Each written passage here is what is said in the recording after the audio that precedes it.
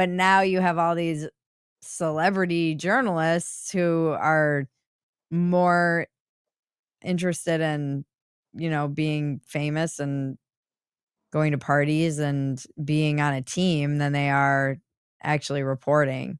And it's kind of now people are like, "Oh, all these journalists, you don't hate them enough." And I get that. I get that when I see a lot of the stuff that comes out of the mainstream media, even like the headlines that are tiptoeing, or it's just I see it every day, so I understand it, but it also I don't like that feeling about journalists. They used to provide like a pretty useful function for us. And still do, I think, on a micro level. Some of them do. That's the Yeah. point. The point is like why do we have to have these why do we I mean, talk about throwing the baby out with the bathwater, right? So I was really interested in I've been listening to some of the interviews with Jake Tapper and Alex Thompson around their new book um, about the cover up of President Biden's decline. And what's super fascinating is that there's an argument that, first of all, I give them both credit because they go on every interview, no matter how combative. They don't shy away from any interview, and they frequently will admit and say, lots of conservative and more right wing outlets got the story right because they were willing to imagine that the story was that he was declined. Um, but when pushed about why they didn't get that story, the argument is, well, reporting is about getting sources to tell you things. And if we couldn't get sources to tell us anything, to tell us that, to talk to us about the decline. So what am I supposed to do? I wish those people would talk to me, but they didn't. And I was like, okay, fine. So 2 years ago, over the summer, Tablet published a very long interview with Obama's biographer, David Garrow. And the point of the interview was essentially to say, who is running this White House? Because it looks like it's not Joe Biden. Right. And it was a very long Q&A that in this convoluted way got at Biden's decline. And actually there's whole paragraphs about what was obvious, that R Joe Biden was obviously declining. This is in 2023. And at the time, lots of legacy media people actually criticized Tablet for publishing this interview because they were like, this is irresponsible of you.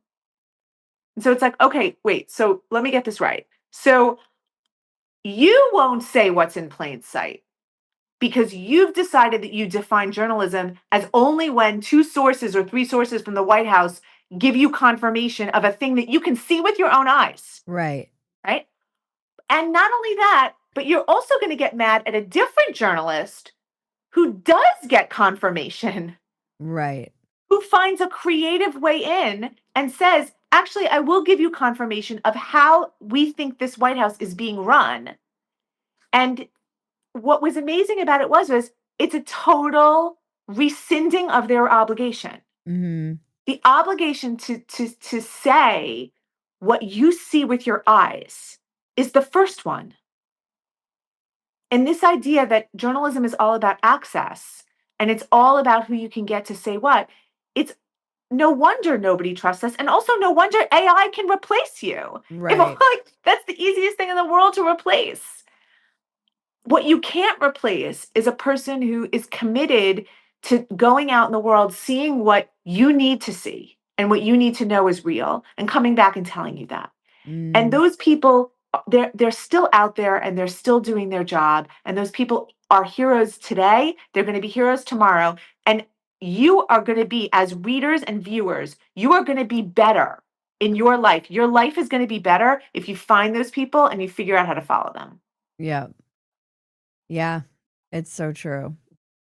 I think podcasting is kind of shred journalism too in so many ways because not, I mean, I say this on a podcast, but there's no fact check, so you can just sit and talk, and a lot of it is just letting it is a lot like journalism and that you just let people talk, and people can have their opinions and say what they wanna say, and if it's that's a good thing, I think, and then on the other hand, there's no fact check to it. So you can really like, your media diet can determine a lot of what you believe just by the sake of what you're listening to, not to mention that on podcasts during COVID, these people were some of the only people saying things that you were not allowed to say or would get banned for or get a slapped with, like, a warning on YouTube or, censored on Twitter or whatever. The podcasters were the only ones who were like, "Hey, why are we shutting down the parks? Like, what is going on here?" But now it's like this idea that because they got this one thing right, they're right about everything, or because you were it's like a crazy fallacy to think that just because you were right about this one thing that or they lied to you about this one thing, now everything's a lie. It's I don't really know. What is your feeling about, what's your instinct about kind of where we go from here? I saw So this just to give you a good example, I saw this, I saw a comment the other day where it was like, "Theo Von and Tim Dillon are the greatest political commentators of our time."